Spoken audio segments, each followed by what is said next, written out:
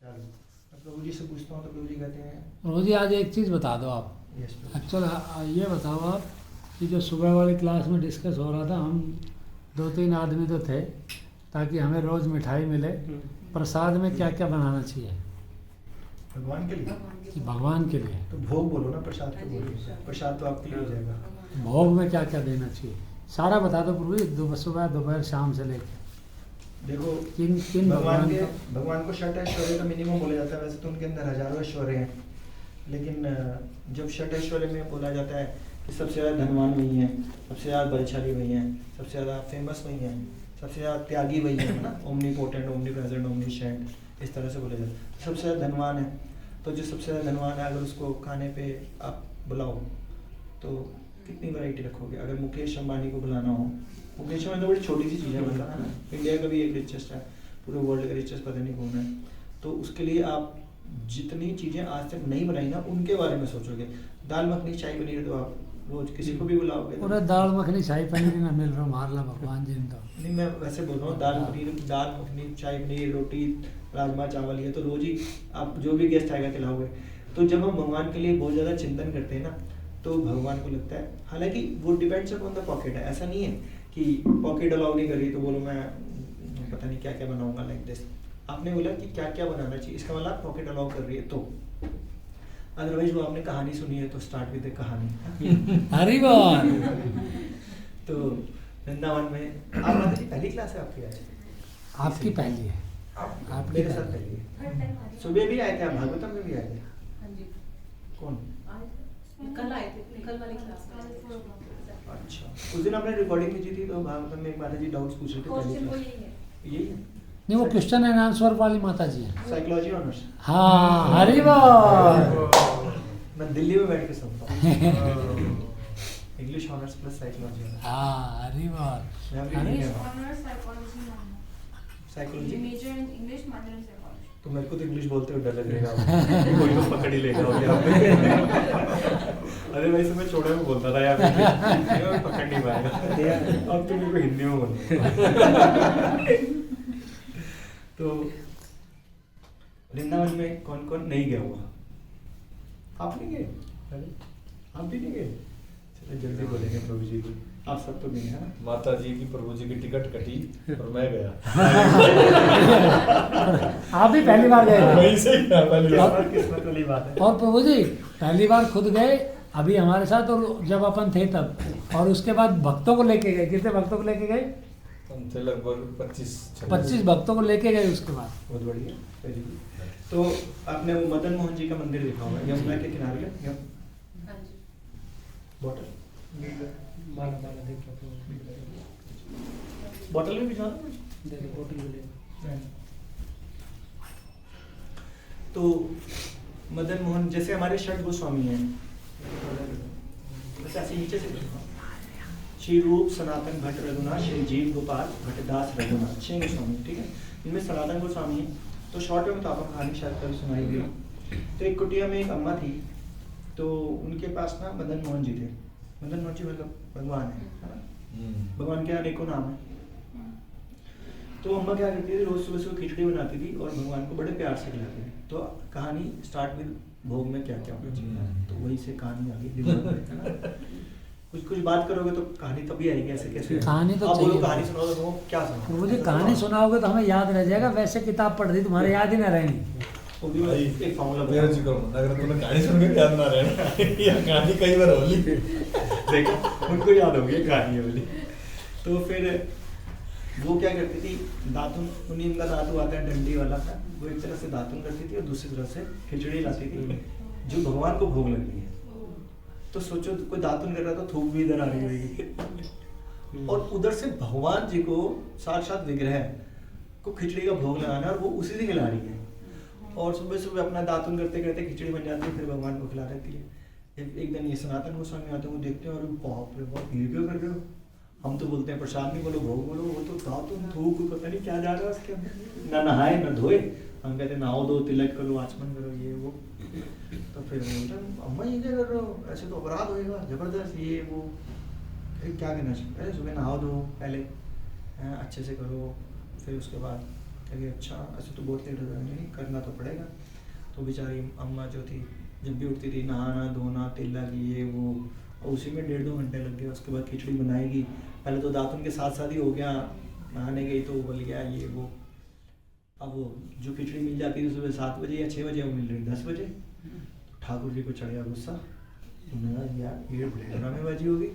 वो सनातन गोस्वामी जी के सपने में आए, उन्होंने बोला भैया क्या किया ये तूने, पहले सुबह 7 बजे मिलती थी खिचड़ी गर्मा गर्म, अब यहाँ पे 10 बज रहे हैं, भूख के मारे में जान निकल रही है, तो जाके ना बोल के आ भैया ये जैसे कर लो वैसे कर लो। फिर वो जाते हैं, फिर वो बोलते हैं माता मेरे से गलती होगी, और अम्मा के भी आते हैं कि वो आएंगे तो आप कहना कि आप ही ले जाओ ठाकुर जी को, आप भी सेवा करो उनकी थोड़ी सी। फिर वो कहती है आप ही ले जाओ, तो कह रही नहीं मैं नहीं लेके जाऊँगा इनको। कह रहे क्यों? कह रहे अगर मैं लेके जाऊँगा तो मुझे सेवा करनी पड़ेगी, तो मेरा ध्यान तो सारा चैंटिंग में जाता है, और चैंटिंग में रहता है मेरा ध्यान तो, और ठाकुर जी की सेवा करना कोई मजाक तो है नहीं, ये पूरे रीति रिवाज से। तभी हमने यहाँ पे देखा भी ठाकुर जी विग्रह फॉर्म में नहीं आए है ना, अभी सिर्फ लैमिनेशन है। तो फिर भी ठाकुर जी मदन मोहन जी के साथ चले जाते हैं। अब सनातन गोस्वामी क्या खाते थे, आटे में यमुना जी का जल चढ़ा के बस गीले आटा करके खा लेते थे, उनकी डाइट यही थी। तो भगवान जी फिर बोलते हैं उनको यार ये क्या खिला रहा है मुझे, वो अम्मा गरम गरम खिचड़ी तो खिलाती थी, तो आटे में यमुना जी का पानी डाला गोला बनाया खिला दिया, तो ऐसा अगर थोड़ा नमक तो डाल दिया अगर, तो बोलते हैं आज नमक मांग रहे हो मैं नमक डालूंगा, कल को बोलेंगे सब्जी दे दो थोड़ी सी, मैं सब्जी दूंगा, कहेंगे दही तो अरेंज करा दूँ, फिर कहेंगे आपको बताता हूँ मुझे दूध अच्छा लगता है थोड़ा दूध, है तो भैया इतने नहीं कर सकता मैं लग रहे आप, मैं तो यही खिलाऊंगा। अभी मैं कहानी को यहाँ पे ब्रेक कर रहा हूँ, हो सकता है इस कहानी में हल्का सा ट्विस्ट हो, मेरे को नाम याद नहीं आ रहा, सनातन गोस्वामी थे या कोई गोस्वामी, मैं एक हिंट सुना रहा हूँ ठीक है। तो उस माता के लिए जो भगवान को भोग लगाना था वो खिचड़ी थी, उन गोस्वामी के लिए क्या था, वो गीला आटा था। तो ये डिपेंड करता है आपकी क्षमता के ऊपर कि आप कितना बना सकते हो, कितनी मेहनत कर सकते हो, कितना टाइम है, जॉब जाना है।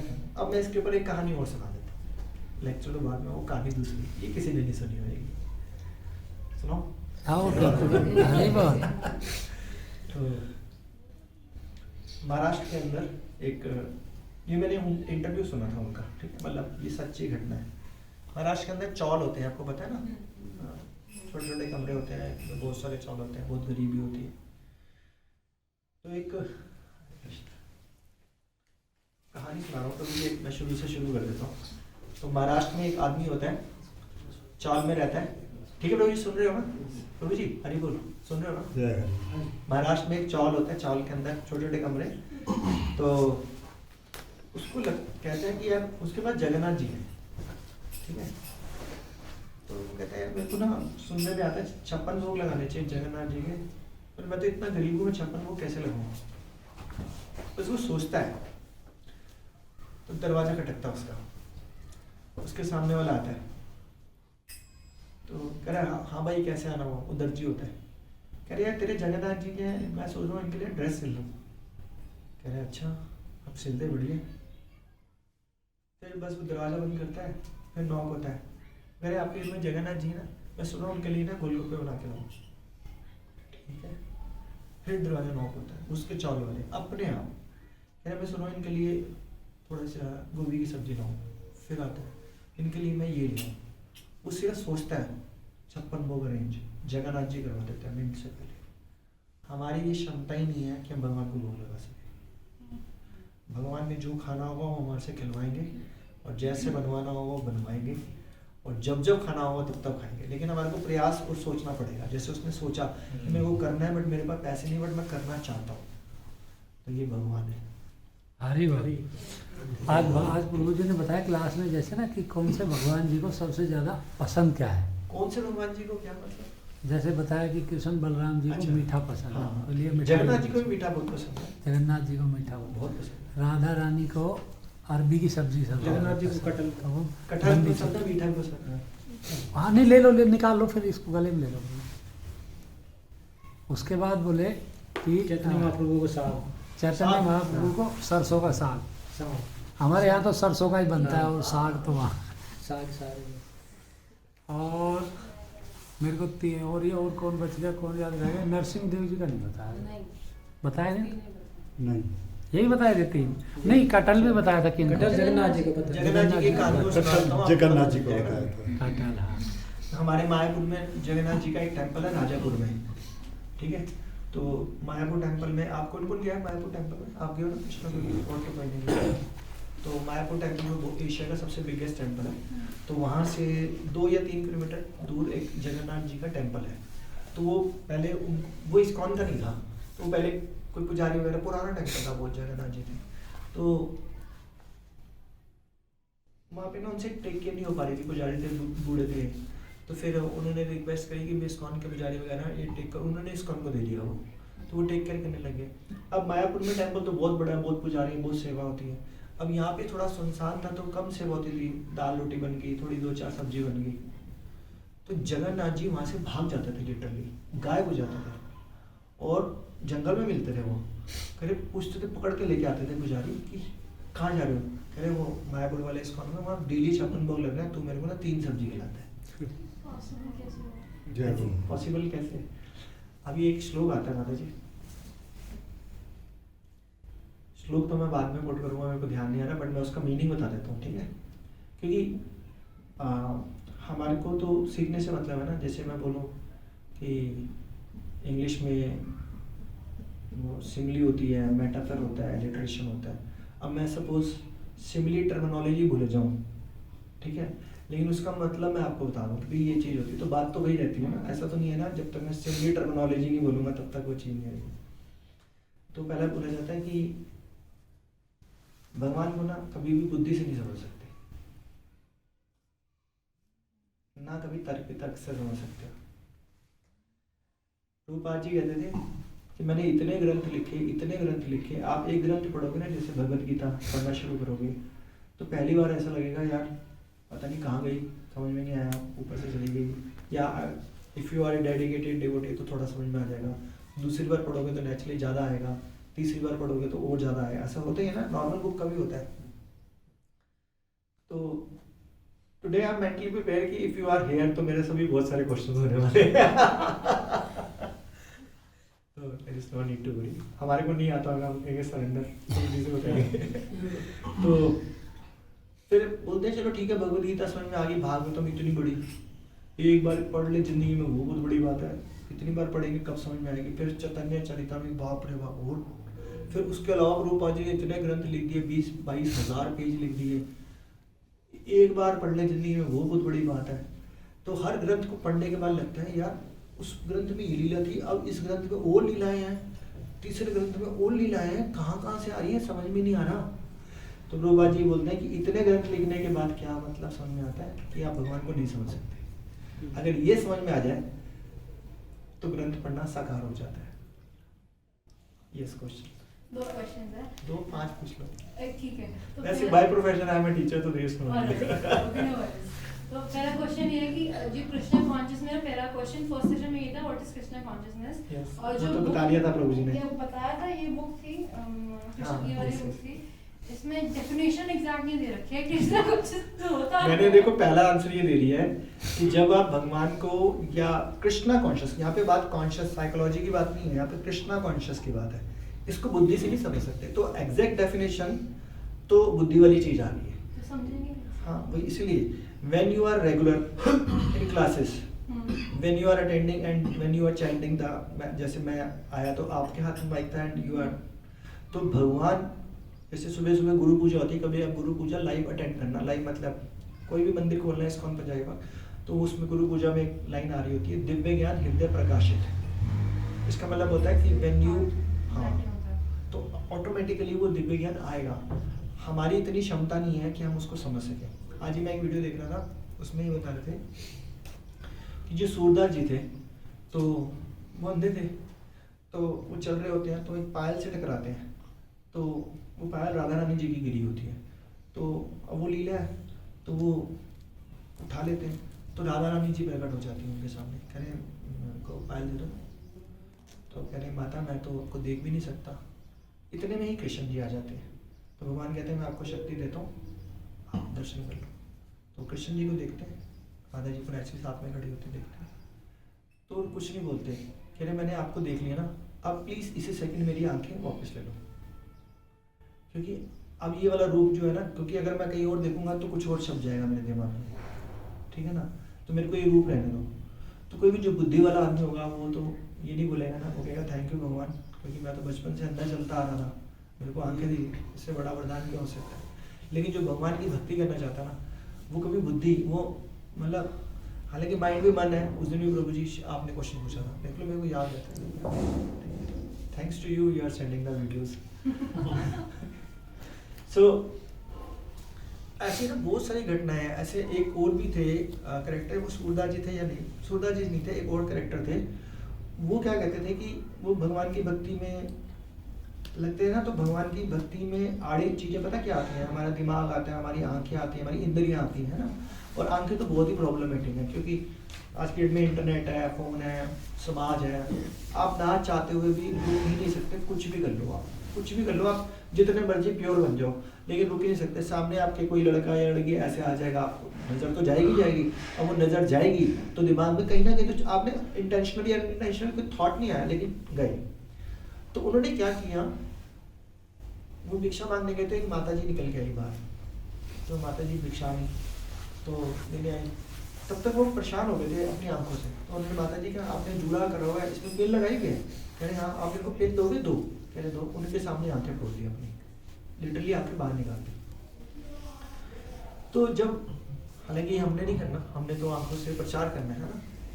कहने का मतलब ये है, जैसे मेरी क्लास में, मैं दिल्ली में भी कई क्लासेस लेता हूँ, ठीक है, मेरी क्लास में एक आदित्य प्रभु है, उनके इन्यूमरेबल्स डाउट्स, इन्यूमरेबल, ठीक है, एंडलेस डाउट्स। तो मैंने कहा डाउट का सोल्यूशन ना एक ही बंदा दे सकता है। मैं ये नहीं कह रहा हम नहीं देंगे, रूप सनातन सीनियर्स भी देंगे, आपके डाउट्स दूर होंगे, लेकिन जेन्युइनली डाउट्स पता है कब खत्म होंगे, when you are crying in front of God. वो दिन आएगा, आएगा, कब आएगा, तो जल्दी आ जाएगा। When you are crying, not crying का मतलब not Crying for or in front of God? In front of Crying for God. God, crying in front of God. In front of God. Okay. For के लिए तो बात पता नहीं, इन front of God वो रोना मतलब लिटरली रोना नहीं है, लेकिन आप भगवान से जिज्ञासा करोगे ना, बोला जाता है कि ये भक्ति की स्टार्टिंग की डेफिनेशन आती है कि भगवान को जानने वाले कई तरह के भक्त होते हैं। एक उनमें से जिज्ञासु ही होते हैं, एक निष्काम वाले होते हैं, उनको मतलब जिज्ञासा होती है, होनी चाहिए जिज्ञासा, क्योंकि जिज्ञासा होंगी इसका मतलब आप भगवान के बारे में जानने की इच्छा करोगे तो वेरी नाइस, इससे बढ़ के बात क्या हो सकती है। क्योंकि आज की डेट में इतनी जिज्ञासा है, वो खत्म ही नहीं हो सकती, खत्म ही नहीं हो सकती। जैसे कल कॉलेज में कौन कौन जाएगा, कॉलेज में कल, कॉलेज में हाँ जिसमें कल पीछे है ना, तो कल शायद मैं ही लूँगा उसमें लेक्चर। तो उसमें मैंने एक श्लोक लेना है, वो कल आप लोग बैठोगे तो ध्यान से सुनना उसको। तो in a nutshell I am going to say कि जब जब कोई भी क्वेश्चन आएगा ना, अगर आप उसको भगवत गीता को भगवान के सामने प्रे करके बोलोगे ना कि भगवान ये जिज्ञासा मुझे तंग कर रही है, तो उसका आंसर आपके सामने भगवत गीता में ही आ जाएगा। या उस दिन या 2-3 दिन में जो लेक्चर सुनोगे ना, ऑटोमेटिकली वो बाय प्रोडक्ट उसका आंसर आ जाएगा। और ये मेरा एक्सपीरियंस नहीं हो सकता जो 1-1.5 साल से, सही कह रहा हूँ? बिल्कुल प्रभु। हालांकि इन लोगों को जुड़े हुए सिर्फ 1 साल हुआ है या 1.25 साल हुआ है, मेरे को जुड़े हुए करीब 12 साल हुए। तो मैंने ना एंडलेस डाउट होते थे क्लास के अंदर, और डाउट्स पूछना अच्छी बात होती है, ठीक है, अच्छी बात होती है, पर वो ना आर्गुमेंटेटिव वाला नहीं होना चाहिए। जैसे आप हम्बली पूछ रहे हो, दैट्स वेरी नाइस। इसके ऊपर एक श्लोक है कि मैं हर क्लास में कोट करता हूँ, भगवद गीता का 4.34 खोलो।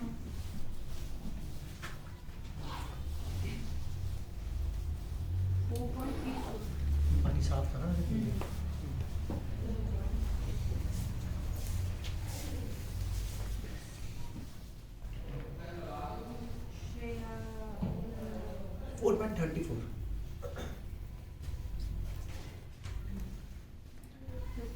तत्विधि प्रणिपातेन परिप्रश्नेन सेव्या उपदेशन्ति ते ज्ञानम ज्ञानम तत्वदर्शिना।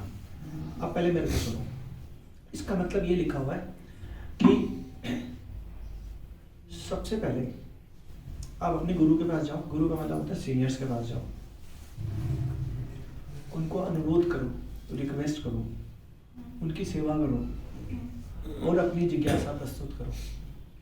पहला स्टेप क्या था? उससे पहले हाँ, रिक्वेस्ट करो, उनका संग लो, उनकी सेवा करो, उनको अनुरोध करो कि मेरी जिज्ञासा है, तो अगर आप चाहें तो आप बता सकते हैं। तो वो चाहे तो वो बता सकते हैं। ये भगवान कह रहे हैं this is the right way to put up the question and gate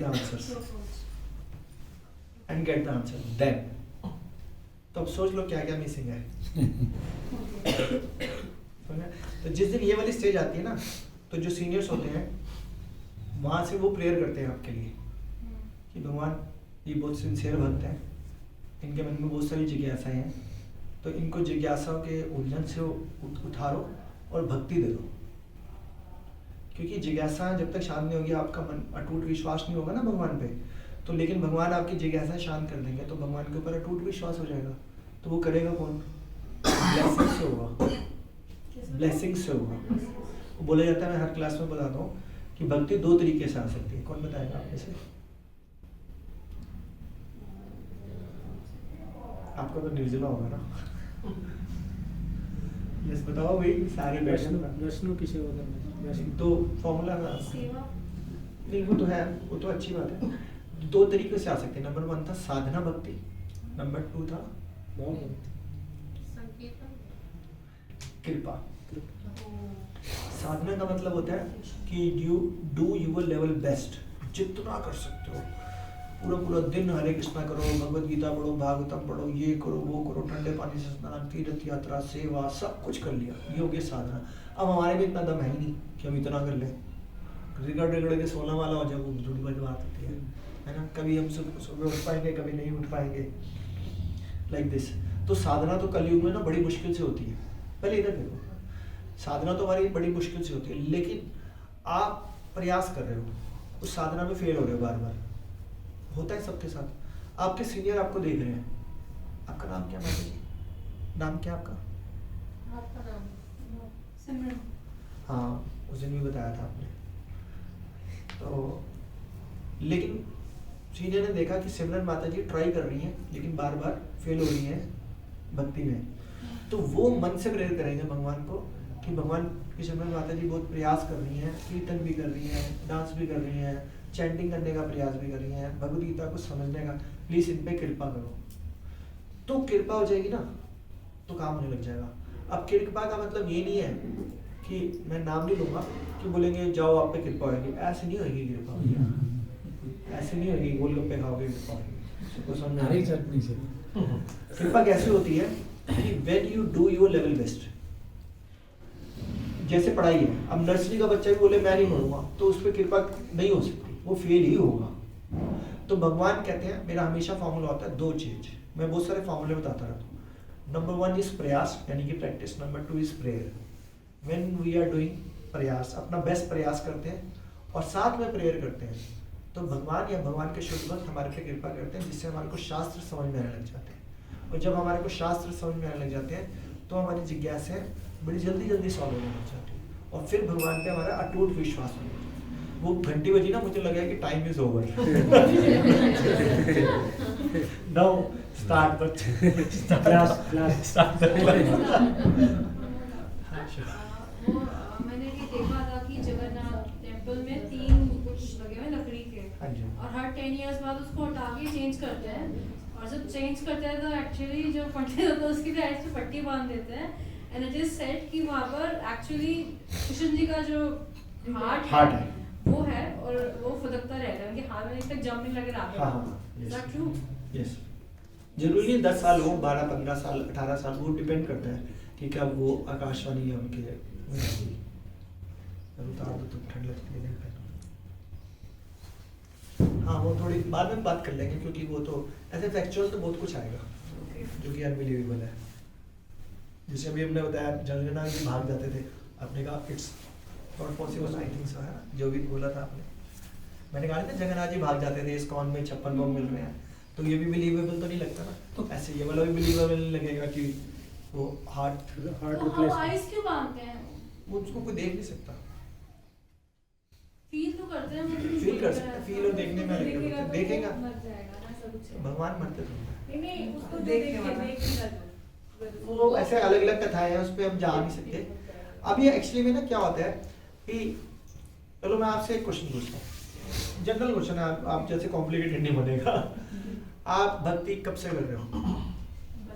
भक्ति भक्ति devotional services. Okay so 5 year old 5 year old ऐसे में गिटारी कहानियां सुनाती थी तब से आई नहीं, मतलब सीरियस भक्ति, चैंटिंग प्रॉपर ये वो। ये मैंने 10 साल की थी तब एक्चुअली शुरू कर दिया था, फिर भी छोड़ दिया। क्या चैंटिंग करते थे आप? हरे कृष्णा तब से चैंटिंग कर रहे हो आप? डेली नहीं बट या तब करा था मैंने काफी टाइम तक और इम्प्रूवमेंट थी। Very good. तो किसने बताया होगा आपको हरे कृष्ण? Very good. तो जैसे जैसे हम भक्ति में आगे बढ़ते जाते हैं, लेकिन भक्ति में ना दो चीजें चाहिए, number 1 Endeavour, number 2 Perseverance, constant efforts. ये नहीं कि आज है कल नहीं है, जब ये होगा then you see the changes. तो आज का श्लोक लेके चलते हैं।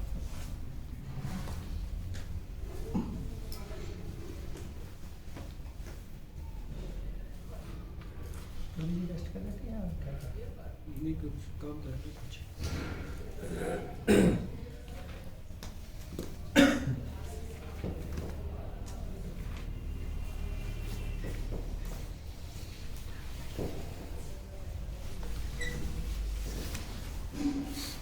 इम्पोर्टेंट है कि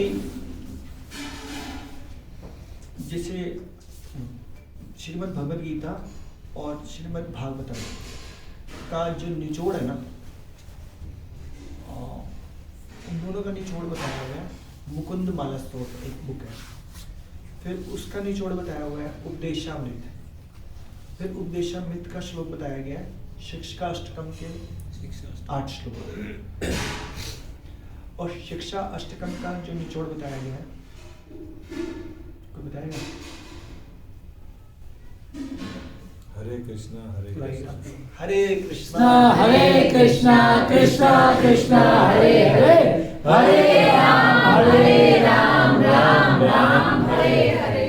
ये हमारे को ना मुफ्त में मिला हुआ है, तो हम इसकी कदर ही नहीं करते, जबकि ये सभी ग्रंथों का निचोड़ है, सभी ग्रंथों का निचोड़ है। ये हम हाथ ऊपर ही पड़ते हैं। We want to surrender to the Lord, क्योंकि बोलते हैं hands up, हाँ जी। तो हम अपने आप को सरेंडर वैसे कर देते हैं, जरूरी नहीं हैंड्स अप करने की जरूरत है। तो जो पूरी भगवद गीता का निचोड़ है वो ये 4 श्लोक है। तो कोई ये 4 श्लोक भी अपनी जिंदगी में उतारता है, इसका मतलब ये नहीं है कि हम भगवद गीता नहीं पढ़ेंगे, 4 श्लोक ही पढ़ेंगे। ऐसे तो मैं 1 श्लोक वाली भगवद गीता भी बता सकता हूँ। लेकिन हमारे को पढ़नी पूरी है, बट ये 4 श्लोकी वैसे मैंने लिया था। तो आज मैं इसका 10.10 अगर आप कह रहे हो 2 हो गए तो 10.10 तो वेरी वेरी वेरी इंपॉर्टेंट श्लोक। तो वो वाला श्लोक सुनेंगे, मैंने कई बार डिस्कस किया क्लास में, लेकिन 10.10 श्लोक है। तेषम सतत भजताम प्रीतिपूर्वकम ददामी बुद्धि योगम तम तेन माम उपयंति ते। It's very very. रिकॉर्डिंग हो रही है हमारी, सेंड कर देंगे प्रभु जी आपको, प्रभु जी सेंड कर देना हमको। नहीं करते आपको सेंड? ग्रुप में आती सारी आती है। वीडियोस। तो क्या श्लोक बताया? तेषम सतत युक्तानाम भजताम प्रीतिपूर्वकम ददामी बुद्धि योगम तम तेन माम उपयंति ते। It's very very very very very very very important श्लोक। ठीक है माता जी, आप मेरे को सुनो, क्योंकि आप साथ साथ पढ़ोगे साथ साथ सुनोगे तो एक चीज जाएगी। अब इसका मतलब, अब सुनना घर जाके इसको रीड करना चाहिए। जो प्रेम पूर्वक मेरी सेवा करने में निरंतर लगे रहते हैं। देखो आज की क्लास हमने यहीं से स्टार्ट की थी, प्रेम पूर्वक। जैसे हमने बोला 4.34 तत्विधि प्रणिपात, जैसे मैंने बोला क्वेश्चन पूछने से पहले सेवा है ना, समर्पण। तो अब सेवा प्यार से करोगे ना, ये थोड़ा बोलोगे रोटी खा, ऐसा नहीं। जैसे आप सपोज मेरे घर पे आए, ठीक है, अब ये प्रभु जी आए, मैं इनकी तरफ जाने लगा था, बट ये एज में वैसे बहुत बड़े हैं तो ये छोटे हैं इसलिए बोलूँगा। प्रभु जी आए, नितेश प्रभु जी, मैंने कहा आई गए तो बैठ जाओ। अच्छा खाना खाने का टाइम है, खाना तो नहीं खाओगे? कह रहे नहीं। मैंने कहा वैसे खा ही लो, चलो। अब समझ गए खिलाना विलाना नहीं जाते। अब घर में बाई चांस दिन बहुत सारी वैरायटी बनी हुई थी, मैं एग्जांपल ले रहा हूँ, स्टेशन पे मिल जाओ को मैं छोड़ने नहीं जाऊंगा आपको। ना आगे मिलेगा स्टेशन पे, क्या क्या होता। तो मैं क्या पनीर की सब्जी रखा, रायता रखा, ये 10 वैरायटी रखी प्लेट में, और यहाँ पे सजाया प्लेट, और मैं वहाँ बैठा था, इन्होंने ऐसे खुश कर दिया, ये लो खा लो। तो मैं वो खाऊंगा? ये आप खाओगे? आपको भी नहीं, मेरा पेट भर गया। एक होती सेवा करना, ये कर दी सेवा। एक होती प्रेम पूर्वक सेवा करना कि भगवान मेरे पास सिर्फ सूखी रोटी है, प्लीज एक्सेप्ट। भगवान ने हाँ मैं जरूर खाऊंगा, और सीरियसली बता रहा हूँ, इतने प्यार से अगर आप मेरे को खिलाओगे मेरे को, मैं तब भी खाऊंगा, या आप भी खाओगे, कि प्यार था उसमें, चाहे एक बाइट ले लें लेकिन प्यार होता है ना। तो क्या पहला वर्ड क्या आ रहा है? जो प्रेम पूर्वक मेरी सेवा में निरंतर लगा रहता है। देखो 3 चीजें एक साथ आ गई। पहली बात प्रेम पूर्वक, दूसरी बात निरंतर, जो मैंने अभी माता जी को बोला था, कॉन्टिन्यूस तो होना चाहिए, परसिवियरेंस एंडेवर, है ना, कॉन्टिन्यूस होना चाहिए, प्रेम पूर्वक होना चाहिए, और सेवा करनी चाहिए। जब ये 3 चीजें होती हैं तो भगवान क्या कहते हैं? उन्हें मैं ज्ञान प्रदान करता हूँ। तो ये सारी चीज क्वेश्चन आंसर में मैंने बता दी माता जी को आज। तो ज्ञान कैसे आएगा? जब आप प्रेम पूर्वक निरंतर सेवा करोगे। को भगवान की सेवा में ना थोड़ा ऊब जाते हैं। कैसे ऊब जाते हैं? जैसे कि आपके घर में विग्रह नहीं है, विग्रह मतलब मूर्ति है। अब आपके घर में फोटो है, जैसे ये वाली फोटो है, भगवान जी की फोटो है, ठीक है। अब इनको भोग लगाओ, इनका आप क्या श्रृंगार करोगे, क्या वस्त्र बनाओगे, क्या पानी पिलाओगे, आपको फील ही नहीं आएगी, है ना, लेकिन करना तो है। तो कई बार हम लग जाते हैं, थोड़ा ऊब जाते हैं भगवान की सेवा में। तो इसके बीच में कहानी याद आ गई, कहानी सुनना। अरे वाह, ये कहानी है श्रीरंगम की। अभी हम गए थे रामेश्वरम के, उसमें आया था। तो श्रीरंगम में क्या होता है कि भगवान की पालकी निकाली जाती थी, भगवान को घुमाया जाता था बाहर। भगवान के भक्त आते थे, जिनमें मेन थे रामानुजाचार्य। भगवान से बात करते थे वो डायरेक्ट। तो एक दिन पालकी निकालने वाले लगे थे, रामानुजाचार्य तो नहीं थे, वो बहुत बड़े भक्त थे और आचार्य भी थे, लीड करते थे। तो भगवान ने बोला कि आज की पालकी में ना कुछ भक्त नहीं रहेंगे। तो लगा यार ये क्या बात है, कुछ भक्त को हटा दो यहाँ से। जैसे तो फिलहाल रामानुजाचार्य को बाहर निकालो। सब हिल गए। रामानुजाचार्य को जो मतलब आचार्य हैं, लीड करते हैं, लेकिन रामानुजाचार्य तो भक्त थे, उनको बुरा नहीं लगा, क्योंकि भगवान तो कुछ भी कर सकते हैं। तो अब जैसे शिक्षकाष्टकम में 7वां श्लोक ये लिखा हुआ है, भगवान मेरा आप आलिंगन करो या मेरा हृदय तोड़ दो, मुझे मिलो या ना मिलो, कुछ भी करो मेरे साथ, लेकिन आप मेरे प्रभु। ये है भक्त की क्वालिटी। ये नहीं कि भगवान मैं आपको इतने सालों से पूजा कर रहा हूँ, है ना। जैसे आप बोल सकते हो भगवान मेरे को 20 साल हो गए, 50 साल हो गए पूजा, आप मेरे जिज्ञासा नहीं शांत कर रहे। आप बोलो कि भगवान मैं पूरा लगाओ, निर्जला एकादशी कर रहा हूँ, मैं भगवत गीता कर रहा हूँ, मैं डोनेशन इकट्ठी कर रहा हूँ, आप मेरे अनर्थों को ही नहीं खत्म कर रहे। तो भगवान की मर्जी है। भगवान कॉजेज ऑफ ऑल कॉजेज है, कुछ भी कर सकते हैं वो, ठीक है ना। तो रामानुजाचार्य को पता है वो भगवान है और वो आचार्य, उन्होंने कहा हाँ जैसे भगवान की मर्जी हो, आराम से खुशी खुशी बाहर चले गए। फिर भगवान ने पता क्या बोला? भगवान ने बोला कि हर रोज पालकी उठाते हो, मेरे आरती करते हो, जय जय करते हो, मेरा गुणगान करते हो, इससे मैं ज़्यादा खुश नहीं होता। आज मेरे भक्तों का गुणगान करो, और मेरे भक्तों में सबसे ऊपर है रामानुजाचार्य, तो उनका गुणगान करो। इसलिए वो अपना गुणगान होना नहीं देता जाए, इसलिए मैंने उनको बाहर रखा। तो भगवान का थॉट देखो क्या है। तो तभी बोला जाता है जब तक पूरी बात अच्छे से ना बताओ, बहुत अच्छे से, तब तक किसी कंक्लूजन भी नहीं आना चाहिए, क्योंकि पता ही नहीं इसके पीछे क्या है, और अच्छे से पता चल भी नहीं सकती, बहुत मुश्किल होता है। इसलिए कंक्लूजन पे ज्यादातर आया ही मत करो, टेंशन वाला कंक्लूजन हटा दिया करो। जैसे कि फिर कहानी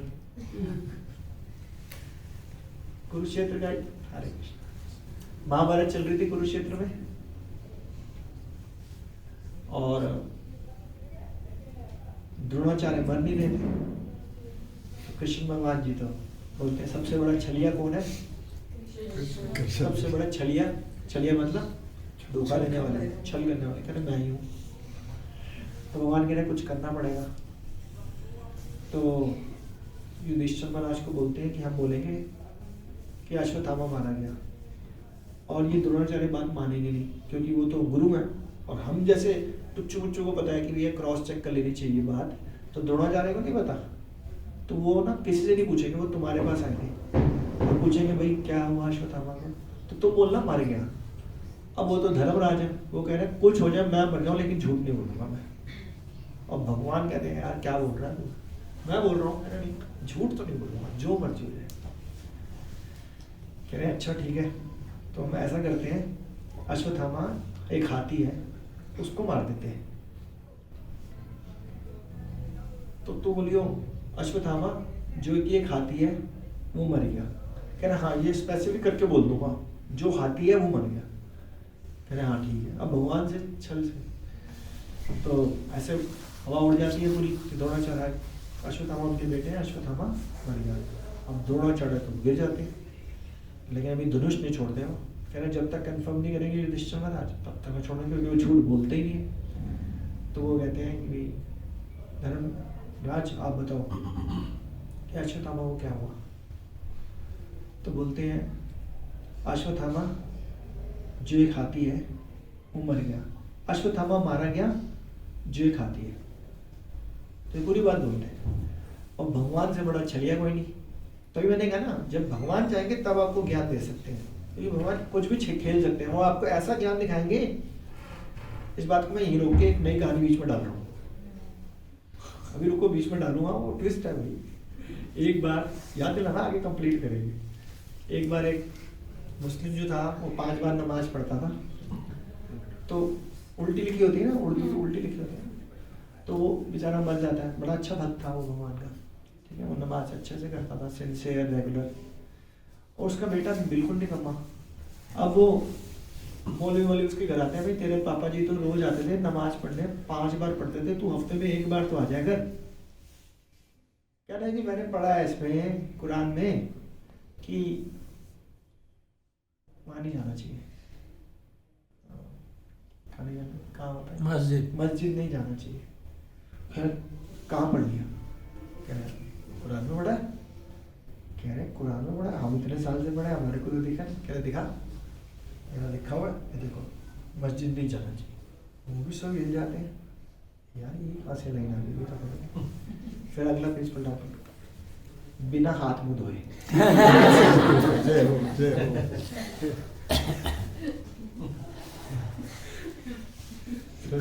इनकम्प्लीट नॉलेज वेरी डेंजरस।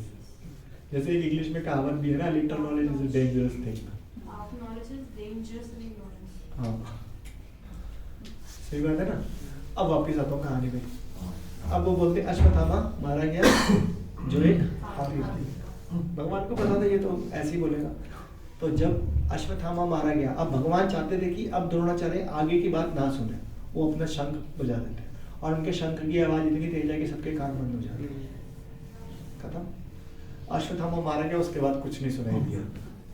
अब जैसे ये सुना अश्वत्थामा मारा गया, वो द्रोणाचार्य जमीन पे गिरते हैं, धनुष कमान वगैरह सब छोड़ते हैं, पीछे से दुष्ट आता है, गर्दन कट द्रोणाचार्य की। भगवान चाहते हैं कुछ भी कर सकते हैं। भगवान अंधे को आंखें दे सकते हैं, लंगड़े को टांगें दे सकते हैं, सब कुछ कर सकते हैं, सब कुछ। लेकिन हमारा विश्वास अटूट होते होते ना कई बार ना हमारा जन्म मृत्यु आ जाती है और हम ना उसी में उलझते रहते हैं और अगला जन्म पता नहीं क्या होने वाला होता है। लेकिन भगवान कहते हैं भक्ति कभी खत्म नहीं होती तुम्हारी, तो अगले जन्म में भक्त बनाऊंगा। लेकिन हमारे को साधु संग जरूर करते रहना चाहिए, डाउट्स लेने चाहिए, अच्छी बात है। ग्रंथों का अध्ययन करना, देखो डाउट्स भी कौन ले सकता है, जो अध्ययन करेगा, जो लेक्चर सुनेगा और बार बार सुनेगा और बार बार अध्ययन करेगा, ये तो डाउट्स नहीं आ सकते। नेक्स्ट, मैं मायापुर में था, मैं अपने मेंटर के पास गया, कोई मेरे मन में डाउट आया। अब वहाँ पे हम सुबह रोज 3 बजे उठते थे, 3-3:15 बजे, और रात को 10 बजे आते थे, बहुत थक जाते थे, बहुत ज़्यादा चलना है ये वो। 10 बजे डाउट आया और मेरे को बड़ा खतरनाक डाउट आया, कुछ पर्सनलाइज भी हो गया था। ये एक डाउट आया, मेरे अर्जेंट है, मैंने कहा अगर आप टाइम दे दो तो, क्योंकि परमिशन तो लेनी है ना। कह रहे ठीक है, मेरे छत पे आ जाओ, वो कैंपस की छत पे चले गए। वो डाउट 1 बजे खत्म हुआ रात को। 3.25 घंटे चलाते हैं, 3.25 घंटे, फिर 3 बजे उठना, उठ गए। 3 घंटे अगर कोई बात कर सकता है अपने सीनियर से, समझ रहे हो, भैया कुछ तो कंटेंट लिया होगा, ऐसे हवा में थोड़ा ना, क्योंकि अगर आप सीनियर से बात करें हवा में नहीं होता। रूप सनातन प्रभु जी लेक्चर दे रहे थे एक बार पंजाबी बाग में, मैंने पहले बात बताई हुई है। अब व्यास आसन में बैठे हुए रूप सनातन प्रभु जी पंजाबी बाग में, सामने भक्त बैठे, भागवतम की कथा चल रही है। इन्होंने भागवतम की कथा में कुछ एक वो आया था कहानी टाइप, उसको पूरा समझा दिया कि शिव जी है, ये भागा वो भस्म करने वाली कोई कहानी थी, भस्मासुर वाली। हाँ, तो एक यंग बच्चा बैठा हुआ था, यंग मतलब धोती कुर्ता में था, यानी सिंसियर होगा, सीरियस में था, 17-18 साल का था। उसने जब लेक्चर हुआ था, बोलते ना कोई डाउट है, कोई टिप्पणी है तो बताओ। उसने कहा प्रभु जी, उसने पहले हाथ खड़ा कर दिया, मेरा डाउट है। उसने माइक लिया, उसने कहा प्रभु जी मैंने तो ये कहानी ये सुनी है। उसने पूरी कहानी दोबारा 2-3 मिनट में बताई। अब 2-3 मिनट का डाउट काफी बड़ा माना जाता है, या 5 मिनट लगा दिए। तो प्रभु जी ने पता क्या आंसर दिया, कहाँ पढ़ी है, उसने माइक दूसरे को दे दिया, आंसर खत्म। क्योंकि कुछ भी कहीं से भी पढ़ लेते हैं, वो पता ही नहीं होता कि हमने कहाँ पढ़ा, कब पढ़ा, किसने बोला क्या, वो डाउट्स है हमारे। हमारे बातें नहीं पूछ रही, वो बहुत अच्छा है, भगवद गीता से कोट कर रही है, या अभी नए नए जुड़े हैं तो जनरल भी डाउट्स पूछ सकते हैं। लेकिन अगर आप शास्त्र के अकॉर्डिंगली पूछ रहे हो तो शास्त्र के अकॉर्डिंगली बना होना चाहिए, जनरल पूछ रहे हो तो जनरल होना चाहिए, फिर आंसर भी जनरल हो सकता है। हम तो प्रभु जी यूट्यूब से लाते हैं डाउट। तो मैं भी लाता हूँ यूट्यूब से डाउट, उसमें कोई प्रॉब्लम नहीं है, यूट्यूब से मैं भी लाता हूँ, क्योंकि जो जहाँ से सुन रहे हो वो तो प्रमाणिक है ना। अब इस्कॉन पंजाबी बाग में, ISKCON eastern Kailash, ISKCON Vrindavan में जो यूट्यूब पे लेक्चर दे रहा है, वो पढ़ के आया भैया, शास्त्र पढ़ के आया, वो कोट कर रहा है, वो बता रहा है, पूछो। वहाँ वाले डाउट नहीं होते, डाउट तो वो और पैदा करे। कोई बात नहीं, जितने बच्चे पूछो, अच्छी बात है। तो हम वापस श्लोक पे आए। जी प्रभु। श्लोक क्या था, तेषम सतत युक्तानां भजतां प्रीतिपूर्वकं ददामि बुद्धि योगम तम येन माम उपयन्ति ते। जो प्रेम पूर्वक निरंतर मेरी सेवा में लगा रहता है, ये लाइन हमेशा याद रखना, उसको भगवान बुद्धि देते हैं, उसकी वो ज्ञान प्रदान करते हैं, जिसके द्वारा वो मुझे तक आ सकता है। वो 1 साल का बच्चा भी हो सकता है, 1 साल का मतलब 5 साल का बच्चा भी हो सकता है, और 80-90-100 साल का बूढ़ा भी हो सकता है। भगवान चाहे तो जिसने 90-100 साल तक भगवान को बिल्कुल पूजा नहीं, लेकिन भगवान चाहते हैं मैं इसको ज्ञान प्रदान करूँ, भगवान कर देंगे, उसकी मर्जी, उनकी मर्जी। और कई बच्चे होते हैं 2-3 साल के, उनको सारे ग्रंथ याद होते हैं, उनकी मर्जी। वो ज्ञान को जो रिमेम्बर करवाना है तो रिमेम्बर करवाने के, भुलवाना है तो भुलवाने के। भगवान कहते हैं याद करवाने वाला स्रोत भी मैं हूँ, भुलवाने वाला भी मैं ले लो, प्रयास करना आपका काम है, दैट्स इट। तो आगे इसका तात्पर्य श्रील प्रभुपाद जी के द्वारा श्रील प्रभुपाद जी की जय। कितना रह गया हमारे पास समय समय कोई दिक्कत नहीं प्रभु। संकीर्तन भी है बाद में। 6 बजे का तो फिर 10 मिनट है प्रभु जी। 10 मिनट है, फिर 6 बजे के बाद प्रसाद भी रात पाने, भी पाना है। और मैंने तो सुबह से कुछ खाया ही नहीं नहीं, मैंने हल्का फुल्का खा क्या था पर वो तो 10 बजे गया था सुबह। जो आगे सुनो, ओके ओके, हरे कृष्णा। इस श्लोक में बुद्धि योगम शब्द अत्यंत महत्वपूर्ण है। हमें स्मरण हो कि द्वितीय अध्याय में भगवान ने अर्जुन को उपदेश देते हुए कहा कि मैं उनके अनेक विषयों के बारे में बता चुका हूँ, और अब मैं तुम्हें बुद्धि योग की शिक्षा दूंगा। तो Bhagavad Gita is a very miraculous ग्रंथ। ग्रंथ क्या, स्क्रिप्चर या बुक जो भी बोलो, इसमें हमने बताया हुआ है, पुराने बताएंगे। भगवद गीता को 3 पार्ट्स में डिवाइडेड है, 18 चैप्टर था। पहले 6 चैप्टर किसके ऊपर डिपेंड करते हैं? कर्म योग, वेरी गुड। लास्ट 6 चैप्टर बुद्धि योग, ज्ञान योग, बुद्धि योग एक ही बात है। और बीच वाले 6 भक्ति योग। अब सुनो, ध्यान से सुनना सर, ये हमने कई बार बताया हुआ लेकिन इम्पोर्टेंट है। भगवान कहते हैं मैं जिसको खिलाना चाहता हूँ पहले 6 चैप्टर में खिलाता हूँ उसको, कर्म योग, नाच। फिर कोई नाचना ज्यादा चाहता है तो मैं उसको लास्ट के 6 चैप्टर बोलता हूँ बुद्धि, ज्ञान अर्जित कर ले। और मेरा एक फेवरेट श्लोक है, अन्य अभिलाषिता शून्यम ज्ञान कर्म आदि अनावृतम। कुछ नहीं मिलेगा ज्ञान कर्म आदि से। भक्ति रसामृत सिंधु का पहला श्लोक है शायद, ये ग्रंथ बता रहा हूँ मैं आपको, ठीक है। लेकिन जब तक ज्ञान नहीं होगा तब तक क्वेश्चन भी नहीं होंगे। सही बात नहीं है? कोई बोले मैं भगवद गीता पढ़ूंगा ही नहीं, तो ये भगवान को समझेंगे कैसे? ज्ञान तो चाहिए। लेकिन भगवान कहते हैं मैं ज्ञान से कुछ नहीं होता। तो ज्ञान चाहिए, लेकिन उसको भक्ति पूर्वक करना है, जैसे 4.34 कि ज्ञान अर्जित करो, फिर सीनियर्स के पास जाओ, बड़ी विनम्रता से प्रेम पूर्वक सेवा करते हुए डाउट्स पूछो, तो वो ज्ञान भक्ति बन जाएगा। आपको पता चल गया, ज्ञान हो गया, भगवान को भोग लगाना चाहिए।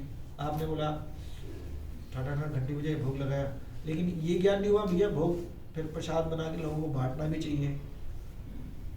सेवा करो। ज्ञान को विज्ञान नहीं बनाया, ज्ञान को विज्ञान नहीं बनाया, यानी कि इम्प्लीमेंट नहीं किया, तो उस ज्ञान जीरो है। मेरे को श्लोक आते हैं, जब मिलो कृष्ण प्रभु अन्यभिलाषिता शरणम ज्ञान करम तेषम सततयुक्तनम सर्व धर्मान परित्यज्य। आप बोलो महाराज क्या इसका मतलब मैं डबोस लेवाज संस्कृत सुना रहा हूँ, जो मुझे 5-7 श्लोक आते हैं ना, बस उतने बता रहा हूँ, छठा तो मुझे भी नहीं आता, ये इतने में फ्लैट हो जाएंगे, लेकिन मुझे एक नहीं आता, इनको 6 तो आते हैं। सही बात नहीं है? तो ये मैं सिर्फ ज्ञान का ढकोसला कर रहा हूँ।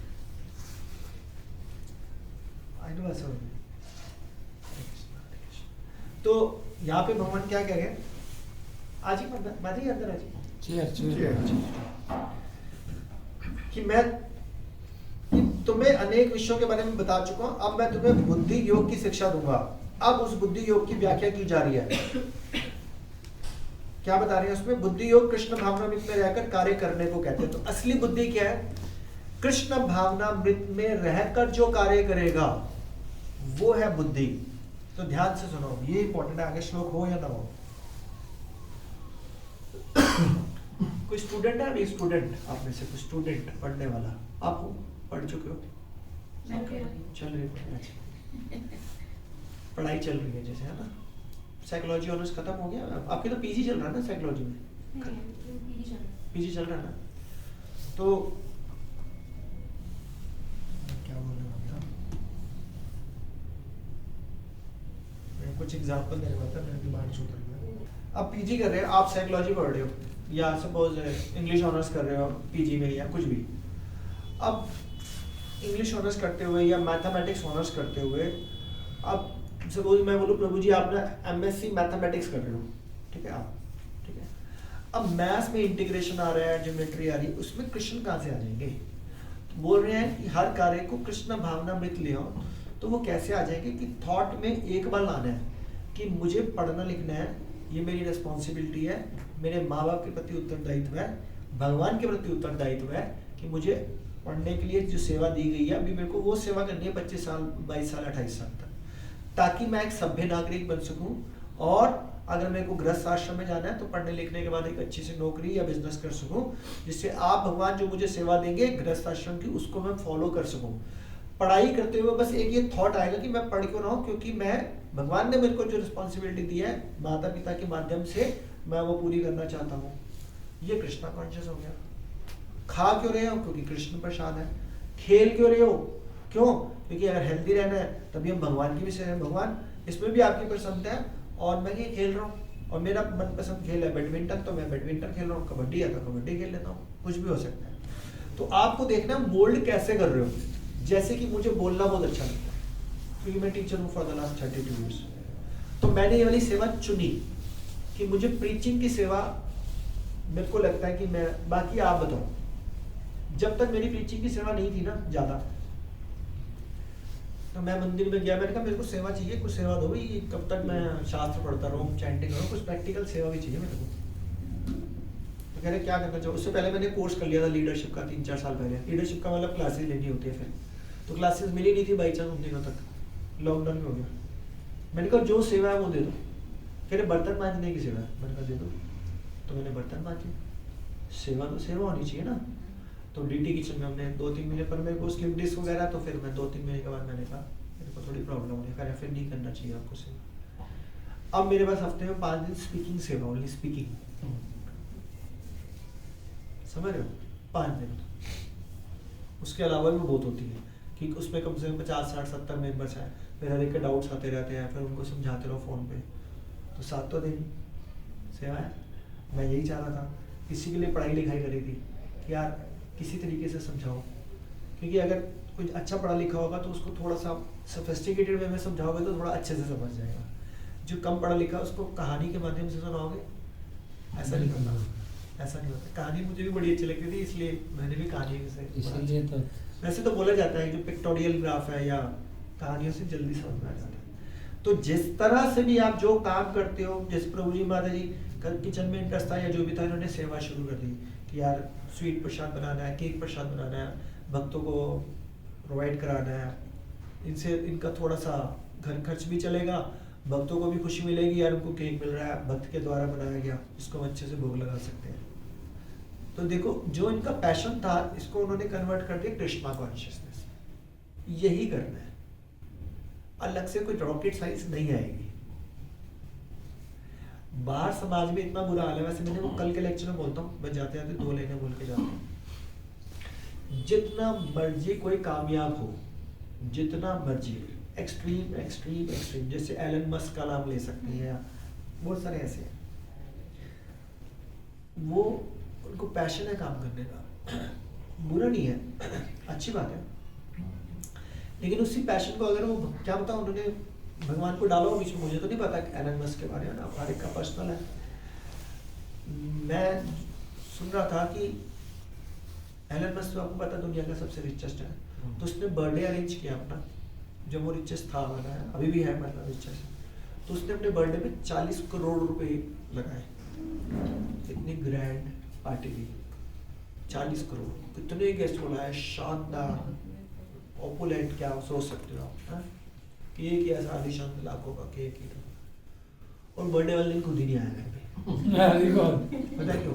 उसका रोबोट खराब हो गया, अब वो रोबोट को 24 घंटे उसको रोबोट ठीक करने में लगे सब। जाते जाते एक चीज और बताता हूँ, APJ अब्दुल कलाम, अब मिसाइल मैन बोलते हैं उसको, तो पैशन था, बड़े जेंटलमैन है। मैंने कहा ना हमने उनसे सीखना है। अब वो भगवान को अंदर कितना लाते हैं ये उनका टॉपिक, हमने तो उनके मम्मी पापा ने बोला शादी करनी है आपकी, तो उन्होंने मना किया, लेकिन करनी है तो ठीक है, तो सगाई अरेंज करा दी शाम को 5 बजे।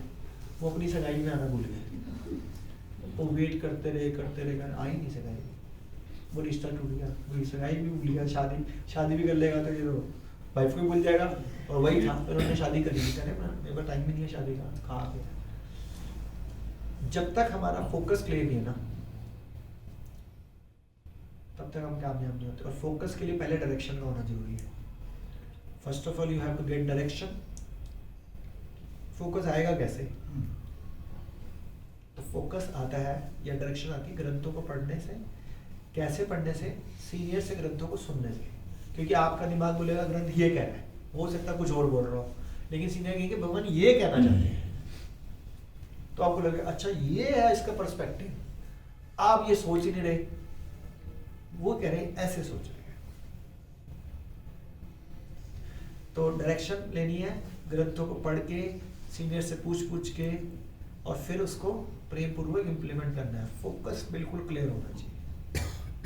और फोकस कैसे आएगा? भक्तों के संग रहकर जो आप कर रहे हो वैसे आएगा। भगवान से प्रेयर करके, फॉर्मूला वही, प्रयास एंड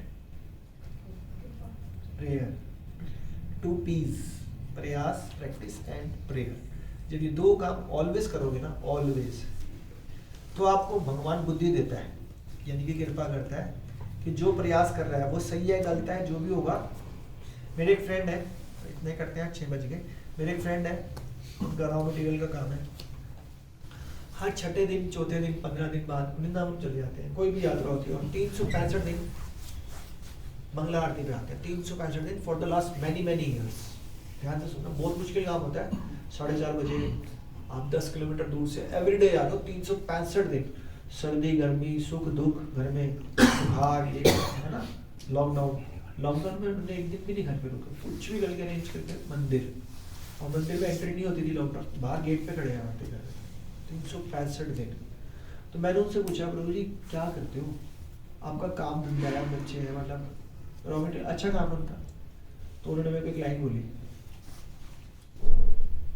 मैं भगवान के नाम तो भगवान मेरे काम, या भगवान मेरे काम मैं भगवान के नाम। कि कह रहे मैं जितना ज़्यादा भगवान का नाम लेता हूँ, ये नहीं है मैं रॉ मटेरियल की दुकान नहीं संभाला, लड़का रखा हुआ है, मतलब लेबर है, स्टाफ है, तो उतना ज़्यादा बिजनेस भी मेरा बढ़ रहा है। इसका मतलब ये नहीं मैं कह रहा कि लापरवाही हो गई, ध्यान दे रहे हैं, लेकिन उन्होंने ना ये सोचना बंद कर दिया कि मेरे बैठने से ही सब कुछ होगा। लेकिन उन्होंने डेलीगेशन ऑफ अथॉरिटी दी। और एक मेरे भक्त है, मेरे बड़े अच्छे फ्रेंड हैं, तो ये कहते हैं भक्तों से सीखने को मिलता है। उनका नाम मदन मोहन जी, पहले वाला का नाम था परमरति प्रभु जी। मैंने मदन मोहन प्रभु जी को बोला कि प्रभु जी आप इतनी अच्छी सेवा करते हो, वो 365 दिन बर्तन मानते हैं, अपना बिजनेस है उनका, 2 घंटे सुबह और 2 घंटे शाम को, 4 घंटे बर्तन मानते हैं 365 दिन बड़ा मंदिर में जाकर, 365 डेज, 2 घंटे सुबह और 2 घंटे शाम को। और साल में 8 महीने गर्मी रहती है, और मतलब किचन में तो गर्मी रहती है, जब वो किचन से बाहर आते हैं बर्तन मांज के, तो उनके पूरे कपड़े ऐसे लगता है निचोड़ दो, लिटरली बोल रहा हूँ, मजाक नहीं कर रहा। और पूरा मंदिर उनको ना ऐसे टच करके ऐसे करता उनके पसीने को, कि भैया क्या हो क्या हो। तो उनका बिजनेस, वो कह रहे हैं मैंने जो ग्रोथ करी बिजनेस में पिछले 4 साल से करी, और वो सेवा 4 साल से कर रहे हैं। वो टाइम कह रहे हैं मैंने ग्रोथ जो बिजनेस में करी है वो पिछले 4 साल से करी। मैंने कहा टाइम तो तुम यहीं पे होते हो, सुबह आ जाते हो 6:30 बजे, 10 बजे यहाँ से जा रहे होते हो, शाम को फिर 7 बजे आते हो, 9-10 बजे जा रहे होते हो, क्या करना पता नहीं। और सेम मैं अपने ऊपर भी यही बोलता हूँ ऑलवेज। बिजनेस ज़्यादा नहीं होता मेरे पास, बिजनेस बहुत कम है, ना के बराबर, लेकिन मेरे को जितना चाहिए उससे बहुत ज़्यादा आ जाता है। अरे वाह, ये पता नहीं कहाँ से आता है, ये नहीं पता। अब इसका मतलब ये नहीं मैं प्रयास नहीं कर रहा, मैंने काउंसलर्स अपॉइंट कर रखे हैं, टीचर्स अपॉइंट कर रखे हैं, जिस दिन मेरी क्लास होती है उस दिन मैं क्लास ले रहा होता हूँ। एक बंदा होगा टेंशन में रहेगा 6 दिन, यार क्या करूँ और क्या करूँ, डू लेवल बेस्ट, ये वो। अब मैंने टीम लगाई हुई है,